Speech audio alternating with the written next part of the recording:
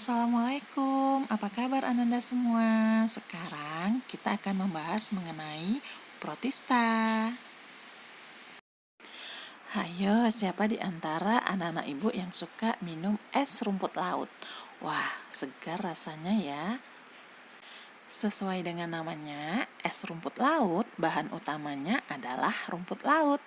Tapi, tahukah kamu jika rumput laut itu adalah salah satu contoh dari protista? Wah, protista itu apa ya? Yuk simak penjelasannya. Ciri utama dari protista adalah semua anggotanya bersel eukariotik atau sudah memiliki membran inti sehingga jelas letak inti selnya. Selanjutnya, anggota protista ada yang uniseluler dan multiseluler.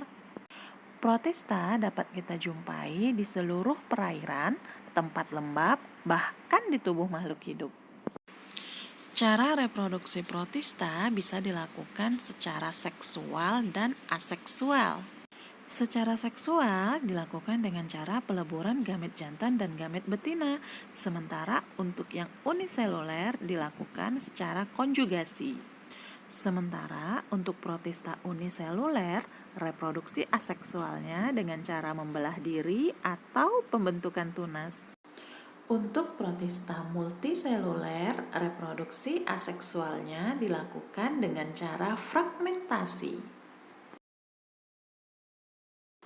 Protista dibagi menjadi 3. Ada protista mirip jamur, protista mirip tumbuhan atau yang biasa juga disebut dengan alga atau ganggang, dan protista mirip hewan atau protozoa. Protista mirip jamur, anggotanya ada yang uniseluler dan multiseluler. Semua anggotanya bersifat heterotrof, mendapatkan makanan dengan cara membusukkan atau memakan organisme yang lebih kecil, dan sebagian ada juga yang parasit. Protista mirip jamur terbagi menjadi jamur air dan jamur lendir. Kenapa dikatakan mirip jamur? Karena mempunyai benang-benang hifa seperti jamur sejati. Selain itu juga heterotrof.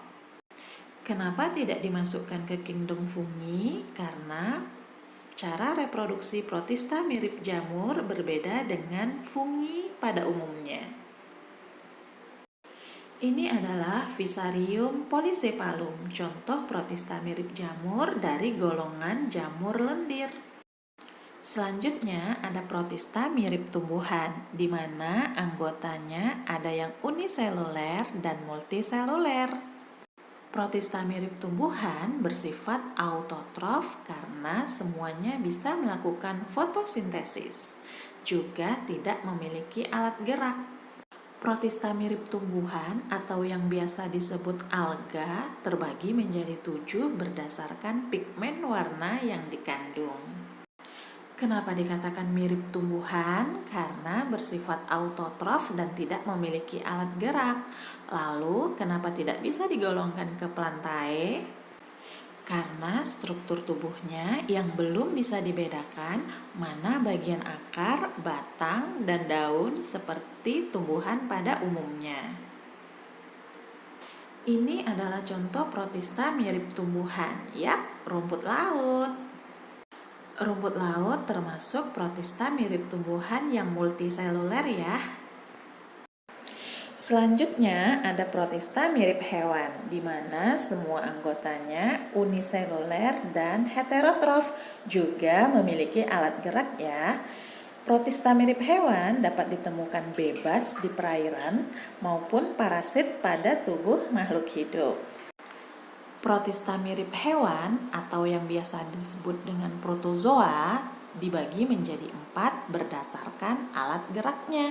Pertama, ada rhizopoda yang bergerak dengan kaki semu, ciliata yang bergerak dengan rambut getar, flagellata yang bergerak dengan bulu cambuk, dan sporozoa yang tidak punya alat gerak, tapi dia bisa merubah bentuk tubuhnya menjadi spora untuk lebih mudah berpindah tempat. Kenapa disebut mirip hewan? Karena protista jenis ini Sifatnya heterotrof dan punya alat gerak seperti hewan pada umumnya. Namun, tidak bisa dikelompokkan ke kingdom Animalia karena semua anggotanya uniseluler. Sementara kingdom Animalia anggotanya multiseluler. Ini adalah gambar amuba, contoh dari protozoa atau protista mirip hewan.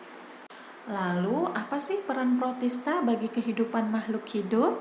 Yang pertama, protista berperan sebagai produsen di perairan karena protista mirip tumbuhan yang hidup di perairan dapat menghasilkan oksigen yang bisa digunakan untuk makhluk hidup yang ada di perairan. Selain itu, protista juga bisa digunakan sebagai bahan makanan, contohnya rumput laut. Lalu, ada juga protista yang bisa digunakan sebagai bahan kosmetik, contohnya spirulina. Pernah dengar masker spirulina atau bahkan kamu sering menggunakannya? Itu contoh dari protista ya. Selain itu, protista juga dapat menyebabkan berbagai macam penyakit baik pada manusia, hewan, dan tumbuhan. Contoh penyakit pada manusia yang disebabkan oleh protista adalah malaria yang disebabkan oleh Plasmodium dari golongan protozoa. Selain itu, protista mirip jamur juga bisa menyebabkan penyakit pada tanaman seperti pada tanaman kentang.